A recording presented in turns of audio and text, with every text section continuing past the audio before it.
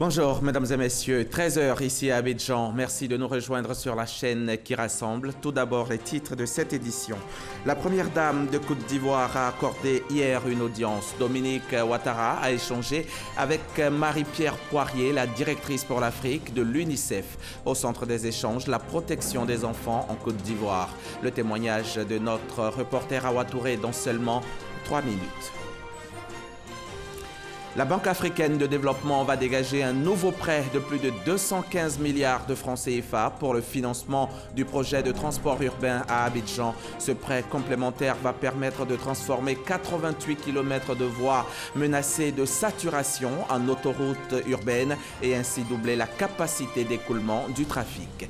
La ville de Grand-Bassam connaît des violences depuis le 13 octobre dernier. Le ministre de la Culture et de la Francophonie s'y est rendu récemment pour échanger avec le corps préfectoral et la chefferie traditionnelle. Une approche qui devrait favoriser le retour d'un climat de paix favorable à la tenue de l'Abissa 2018.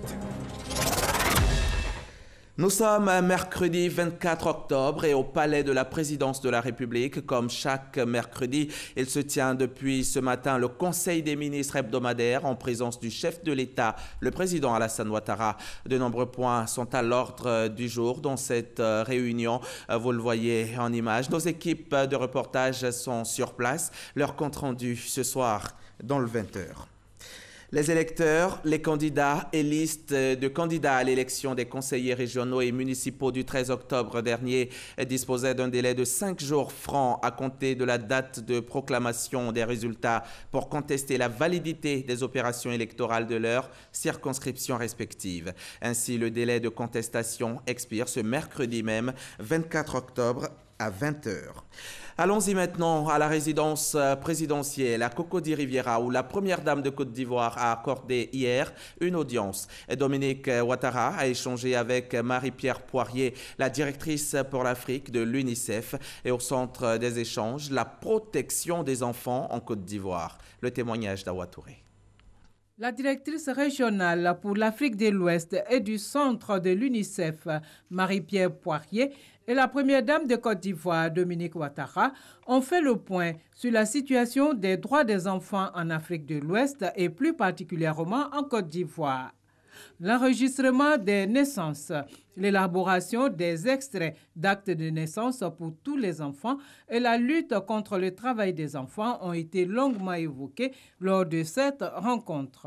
Faire le point sur un ou deux des sujets qu'elle a accompagnés personnellement, des droits de l'enfant très importants qui sont en train de faire des avancées importantes au Sénégal. Le premier est l'enregistrement des naissances. Le ministre de la Justice, le ministre de l'Intérieur et Madame la Première Dame ont lancé une opération spéciale pour s'assurer que tous les enfants qui sont sur le territoire et pour l'instant voulaient passer leur examen de fin de CM2 auraient accès à ce certificat et comment on allait bâtir sur cela pour garantir ce droit au certificat de naissance à chaque enfant. Je suis sortie de cet entretien confiante que certaines des difficultés que nous avons rencontrées allaient être surmontées et que d'ici la fin de l'année, on allait avoir un nombre important d'enfants qui allaient recevoir ces certificats qui mettraient la Côte d'Ivoire en position de leadership pour donner des modèles qui pourraient être répliqués dans les pays avoisinants. Nous avons discuté un peu d'autres sujets, de la situation de l'enfant, que ce soit le travail des enfants, que ce soit l'accès à la vaccination. Et sur tous ces domaines, Madame la Première Dame a réaffirmé l'engagement de la Côte d'Ivoire pour être un pays leader, non seulement conceptuellement, mais avec des résultats concrets. Marie-Pierre Poirier a par ailleurs indiqué que l'UNICEF sera toujours aux côtés de la Côte d'Ivoire dans le cadre de la mise en œuvre de ses actions en faveur de la protection des enfants. Évoquons à présent le colloque international sur l'œuvre de paix de Félix Houphouët-Boigny, colloque qui a refermé ses portes samedi dernier à Yamoussoukro. Pendant 3 jours, plusieurs chercheurs dans diverses disciplines venues d'Afrique et d'Europe ont revisité les actions fortes de paix posées par le premier président ivoirien et analysé les éventuels obstacles à la paix en Côte d'Ivoire. Plusieurs recommandations ont sanctionné ces 72 heures de travaux. Notre confrère de RTI Boaké, Léon Brou, nous en énumère quelques-unes. Le temps pour la Fondation Félix Houphouët-Boigny pour la recherche de la paix d'en mobiliser le financement et sera érigée ici une statue géante du premier président de la République. Question d'immortaliser pour les jeunes générations et c'est l'avenir Félix Houphouët-Boigny qui reste 25 ans après sa disparition, modèle universel de paix au regard de ses actions. Conclusion du colloque international sur l'œuvre de paix du bélier de Yamoussoukro. 3 jours aussi pour analyser les obstacles à la paix en Côte d'Ivoire. Puis les scientifiques invitent à la culture de la paix.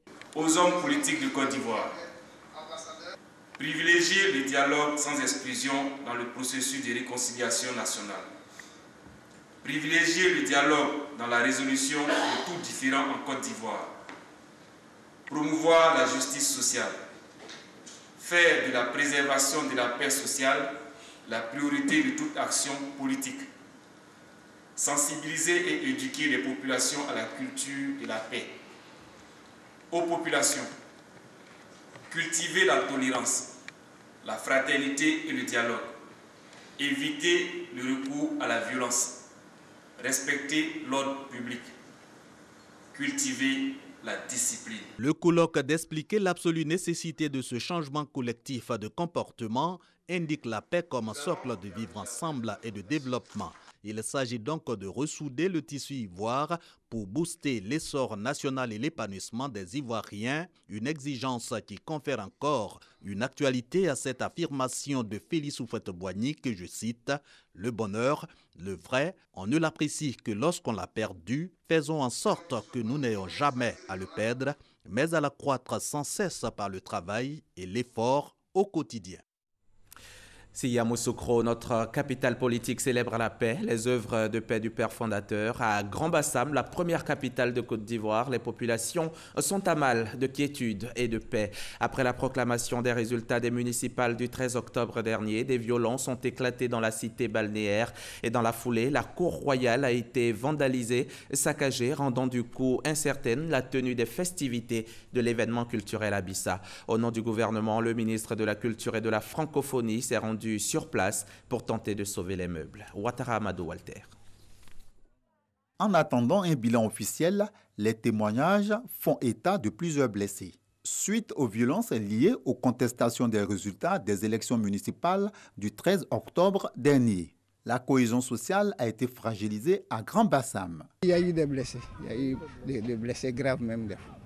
Et puis bon, avec le palais a été attaqué, saccagé, vous avez vu la place d'Abissa. Beaucoup de dégâts. Cet espace n'a jamais été souillé de toute ma vie. On a consulté des gens qui nous demandent de faire des purifications avant et surtout d'apaiser les cœurs avant une célébration. Mais il faut penser aussi que la Bissa continue dans un laps de temps. Le plus souvent c'est fin octobre et puis ça finit en début novembre. Soucieux de la paix sociale à Grand-Bassam, ville classée au patrimoine mondial de l'UNESCO, le gouvernement de Côte d'Ivoire y a dépêché le ministre de la Culture et de la Francophonie.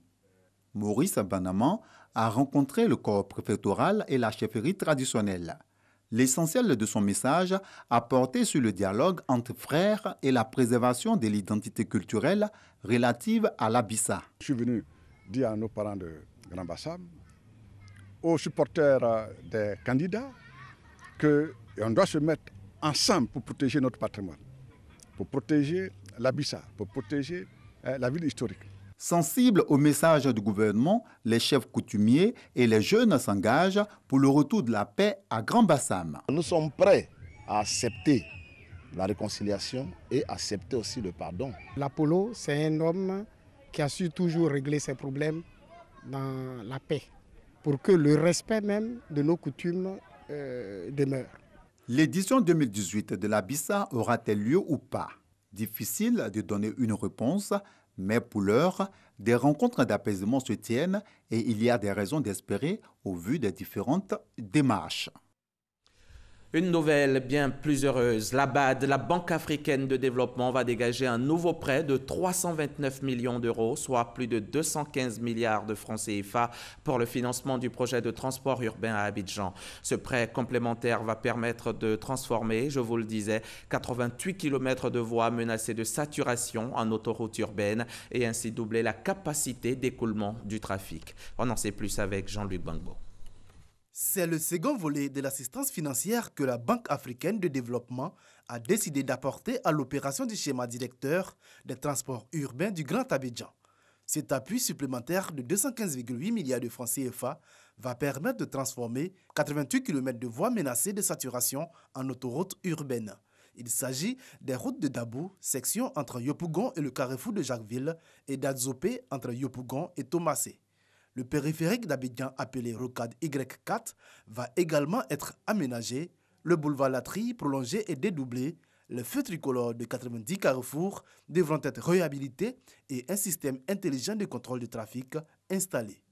Une première tranche du prêt de la banque d'un montant de 155,8 milliards de francs CFA avait été approuvée en décembre 2016 pour financer les travaux du 4e port d'Abidjan reliant Yopougon au plateau. Au total, ce sont 371,9 milliards de francs CFA que la BAD apporte comme assistance financière à la première opération du schéma directeur des transports urbains du Grand Abidjan, soit 74% du coût total. La contrepartie du gouvernement ivoirien, elle, s'établit à 17%.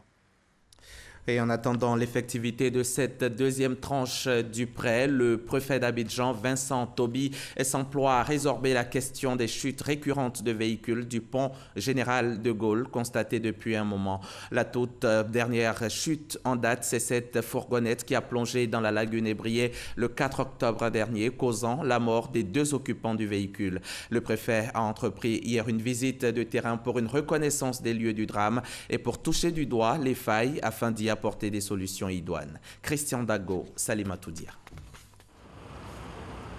Contrôler l'état des véhicules, mettre en place des panneaux de signalisation et des radars permanents sur le pont Charles de Gaulle. Telles sont les mesures de sécurité arrêtées par Vincent Toby Irié, préfet de la ville d'Abidjan, à l'issue d'une rencontre avec les différents responsables civils et militaires à la préfecture d'Abidjan.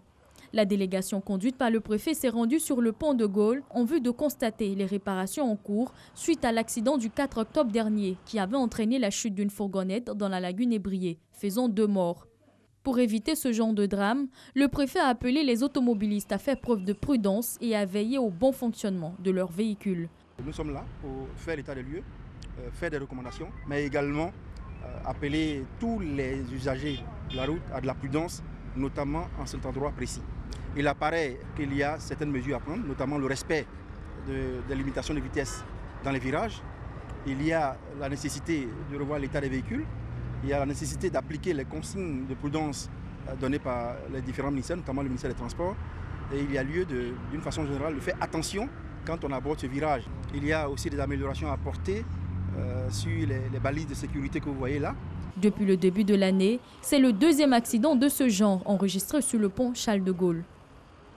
Afin de mieux maîtriser ses dépenses, le gouvernement a décidé d'actualiser la liste des entreprises d'État bénéficiaires des ressources publiques. Ils sont une trentaine, les agents du Trésor, ceux de l'INS et de la direction du budget, qui étaient réunis hier à Grand-Bassam pour s'imprégner des outils de classification des entreprises et autres administrations concernées. L'objectif, c'est d'avoir une boussole capable d'orienter efficacement les ressources publiques. Les précisions de Lanciné Bakayoko. Cette formation permettra de donner aux apprenants composés essentiellement d'agents du Trésor les outils solides afin d'identifier l'ensemble des entités publiques qui doivent intégrer le champ de la position nette du gouvernement ou PNG. La PNG est un concept de l'analyse monétaire qui permet de saisir la résultante entre les dépôts effectués par le gouvernement dans les banques et les facilités que le secteur bancaire lui a consenties. En d'autres termes, il s'agit de créances nettes du gouvernement sur le système bancaire.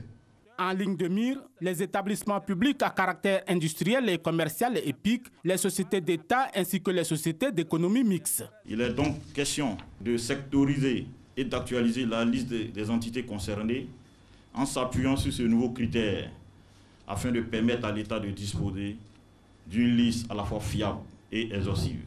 Disposer d'une liste irréprochable des entités entrant dans le champ de la PNG, classer secteur par secteur et maîtriser la véritable situation des engagements financiers de l'État vis-à-vis du système bancaire, un gage de fiabilité des statistiques des finances publiques, tout comme de gestion efficiente du tableau des opérations financières de l'État. Un certain nombre d'établissements ne seront pas pris en compte dans le champ du tableau des opérations financières de l'État. Cela ne signifie pas qu'ils ne seront plus financés par l'État. Mais le financement de l'État qui est fait à ces structures-là est considéré comme un financement qui ne peut pas obérer les capacités de financement futures de l'État. Le but ultime de toutes ces réformes des finances publiques est de capter tous les avoirs de l'État en vue d'une meilleure orientation de l'action publique, en particulier de la politique d'endettement du gouvernement.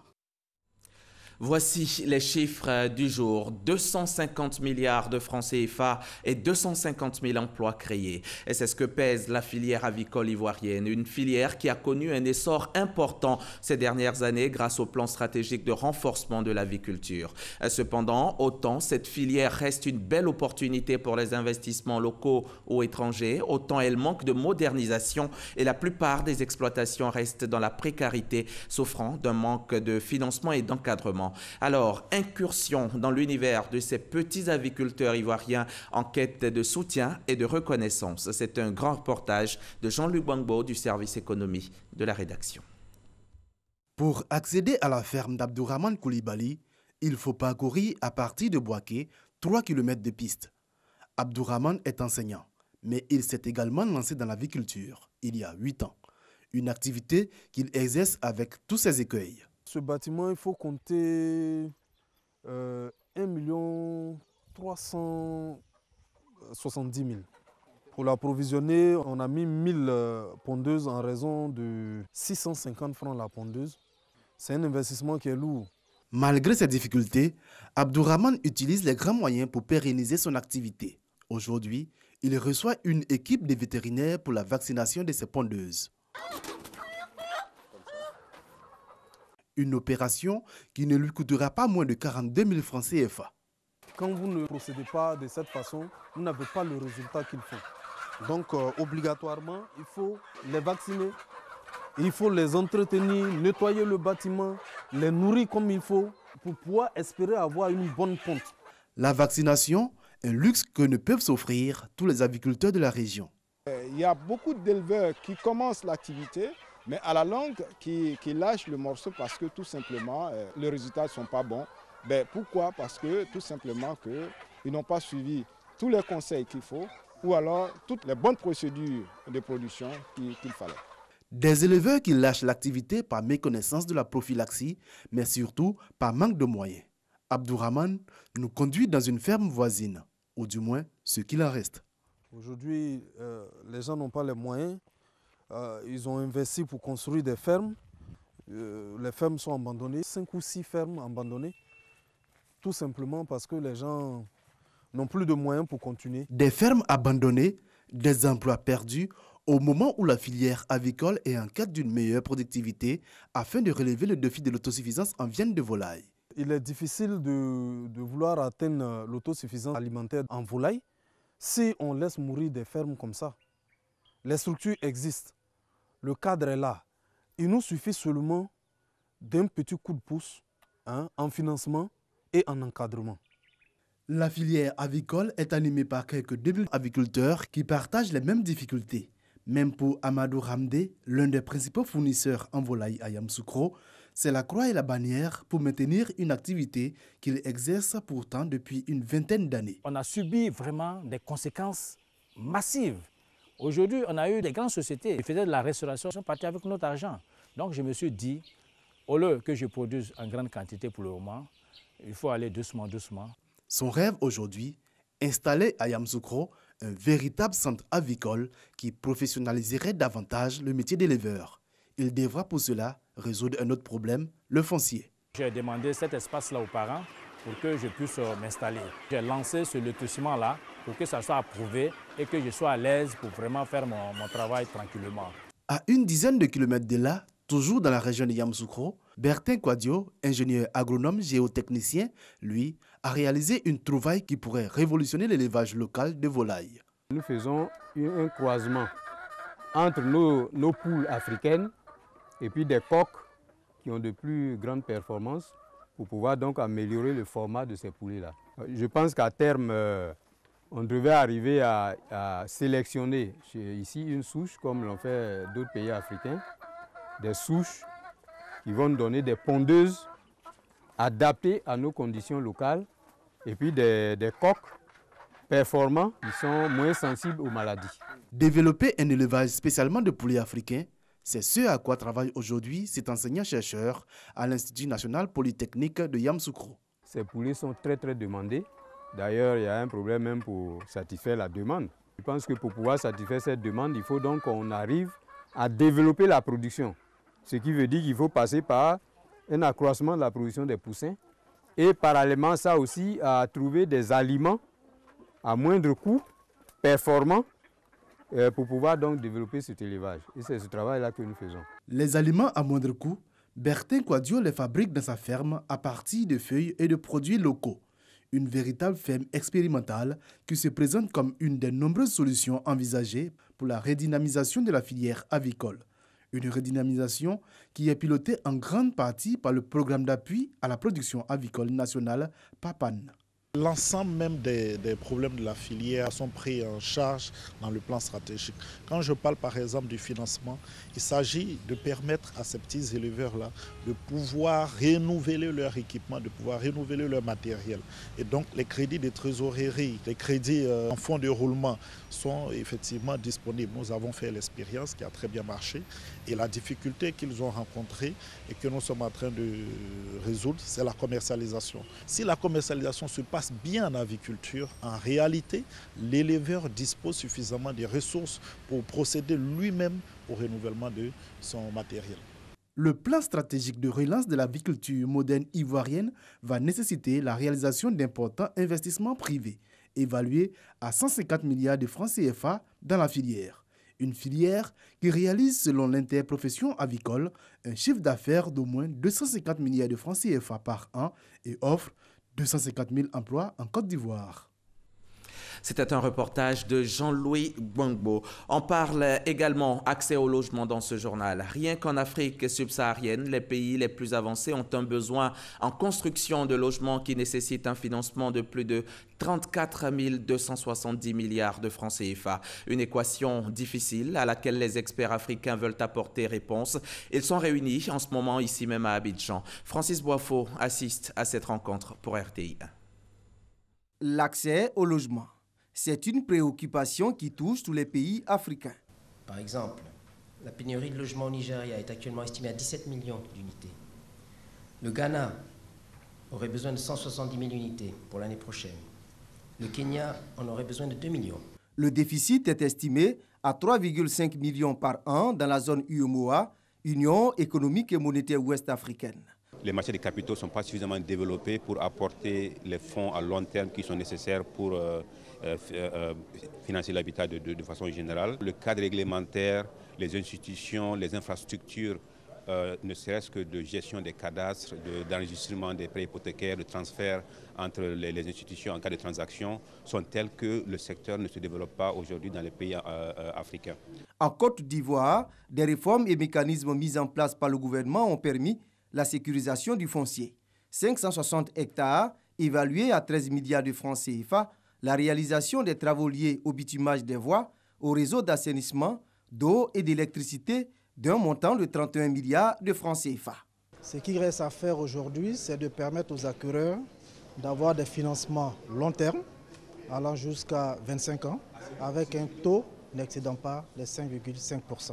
La mise en place d'un financement des crédits promoteurs avec des taux intéressants. Il a été mis en place un mécanisme qui est le CDMH qui permet de baisser le taux du financement à 5,5%. Et il est important également que le financement soit long, donc sur une durée entre 15 et 20 ans au minimum, pour permettre justement que l'acquéreur puisse rembourser sur sa vie professionnelle. Nous avons bon espoir de réussir cela pour ce qui concerne nos populations. La 34e conférence annuelle sur le financement du logement en Afrique, une opportunité pour les experts de réfléchir à de nouveaux mécanismes pour la production de logements de masse à des prix abordables. Réaliser des logements, on sait bien, mais encore faut-il qu'ils soient construits dans les normes de sécurité requises pour qu'ils ne se transforment pas en tombeaux. Le temps où les bâtiments s'effondrent, on n'en est pas encore sorti, loin s'en faut. Hier soir, à Yopougon, au quartier Maroc, un immeuble en construction s'est effondré, détruisant totalement 4 autres habitations. Mais heureusement, aucune perte en vie humaine n'est à déplorer. Notre reporter Walter Amadou Ouattara était hier soir sur les lieux du drame. Il y a mon fils qui ne se sent pas bien et il a demandé à boire de la bouillie. Donc nous sommes sortis de la maison et c'est au retour, je lui ai dit on va s'asseoir au bas du bâtiment pour prendre un peu d'air. 5 secondes après, j'entendais les cris, il faut évacuer le bâtiment, il faut évacuer le bâtiment. En temps, j'avais déjà demandé à mon fils de monter au premier chez ma grande sœur. Et donc quand il est monté, c'est en ce moment-là que le bâtiment s'est écroulé. Donc j'étais tout affolée, j'ai crié mon enfant, Seigneur, mon enfant. Et c'est comme ça que mon neveu est monté rapidement, aller chercher mon fils et puis le reste du bâtiment s'est écroulé. Sonia et son fils échappent ainsi à la mort. C'est un immeuble de R+3 en construction depuis 3 mois qui vient de s'effondrer à Yopougon, au quartier Maroc. On a interpellé nos propriétaires pour dire que le monsieur qui est en train de construire juste derrière nous, les ouvriers s'arrêtent sur le toit de la maison pour pouvoir construire pour lui. Et qu'il y a des dégâts, il y a des séquelles dans la maison. C'est comme ça que le propriétaire est venu et il a constaté. Les fissures avaient déjà fondu sur le mur et c'était maintenant dans le sol. Moi, personnellement, j'ai demandé à ce qu'il demande l'avis d'un expert. Et cet expert-là va trancher parce qu'il ne faudrait pas qu'on reste dans les histoires d'arrangement. Parce qu'il peut y avoir des pertes en vie humaine. Les sapeurs-pompiers militaires sur place font état d'aucune perte en vie humaine. À la toute, donc, aux environs de 19h50, nous sommes présents sur les lieux aux environs de 20h. Et depuis donc 1 heure d'horloge, nous sommes sur les lieux en train de procéder aux fouilles, aux reconnaissances à l'intérieur de l'immeuble. L'adjudant Abbé qui était sur les lieux avec le capitaine Jaco et moi-même avons découvert qu'il n'y avait aucun blessé, il n'y avait aucune victime. Au moment où nous quittions les lieux, le site était sous la surveillance de la police. Allons-y maintenant à Yabayo, un village de la sous-préfecture de Soubré, où une fillette de 5 ans avait été enlevée par un individu. Le ravisseur avait été hébergé quelques jours avant par les parents de l'enfant. Ce dernier réclamait une rançon de 500 000 francs CFA pour, selon lui, s'offrir un emploi au port autonome de San Pedro. Mais fin de cavale pour l'homme, il a été interpellé par la police de Soubré. Les précisions de Mamadou Kwasi. Bakari Ouattara retrouve enfin le sourire. Sa fille Aminata, âgée de 5 ans, perdue depuis 1 semaine, a été retrouvée. La petite Aminata est enlevée par un individu à qui ses parents avaient accordé gîte et couvert à Yabayo, un village de la sous-préfecture de Soubré. L'auteur de l'enlèvement réclamait la somme de 500 000 francs CFA aux parents de la petite avant de la libérer. Il était caché en brousse à Yabayo avec l'enfant. Et que si moi je l'appelle, il ne décroche pas. Et si quelqu'un d'autre l'appelle, il décroche. Et qu'il dit à la personne que lui veut l'argent, 500 000 francs. Et puis il va nous donner l'enfant. Et ils l'ont blagué jusqu'à... Bon, avec 100 000, il dit il est d'accord. Cette somme réclamée devrait lui permettre de s'offrir un emploi au port autonome de San Pedro, selon lui. J'avais un ami qui travaille toujours au port. Il m'a promis un travail. Je travaille au port. Je travaille dans un champ de VA. Je ne peux pas avoir cette somme. C'est pour ça que je me suis lancé dans ça. Selon le commissaire Lansina Silla, le kidnappeur fait partie d'un groupe d'individus qui sévit dans la région de la Nawa. Ils se sont spécialisés dans l'enlèvement d'enfants et les attaques de voyageurs sur leur route. Le commissaire de police exhorte donc la population à la collaboration pour renforcer la sécurité des biens et des personnes. Après interrogatoire, il a affirmé qu'il a des amis qui sont porteurs d'armes à feu. Et ce sont eux qui ont l'habitude de couper la route entre Galibré et Soubré. Les recherches sont en cours en vue de l'interpellation de sa bande. Nous lançons donc un appel à la population qu'elle continue de collaborer avec la police, qu'elle ait confiance à sa police. Il faut rappeler que la région de la Nawa, selon les informations, est souvent confrontée à ce phénomène d'enlèvement d'enfants. Mais les forces de défense et de sécurité multiplient les opérations afin d'éradiquer ce fléau. L'actualité internationale pour refermer ce journal. 4 personnes, dont un membre de la CENI, la Commission électorale nationale indépendante, ont été blessées hier mardi lors d'une cohue au siège de l'institution à Bamako. C'était au lendemain de la suspension annoncée du président de la commission et de son questeur. L'ouragan Willa, rétrogradé en catégorie 3 sur l'échelle de Saffir-Simpson, a touché mardi soir la côte pacifique mexicaine au nord-ouest du pays et s'enfonçait dans les terres en perdant de son intensité, se transformant en tempête tropicale. C'est la fin de ce journal. Merci de l'avoir suivi. Merci de votre confiance à notre antenne.